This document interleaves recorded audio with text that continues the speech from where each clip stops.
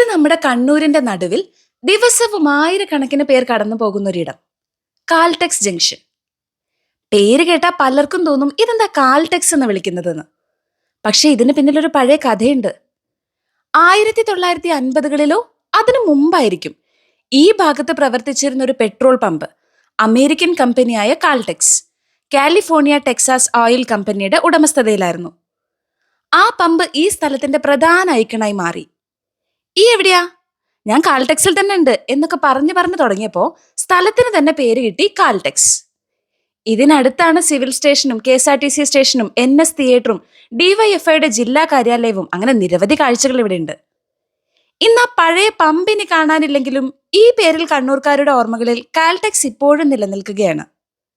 ഇതൊരു ലാൻഡ്മാർക്ക് മാത്രമല്ല, ഒരു തലമുറയുടെ കാറ്റിനും കാത്തിരിപ്പിനും യാത്രകൾക്കും സാക്ഷിയായ ഒരു സ്ഥലമാണ് കാൽടെക്സ് ജംഗ്ഷൻ.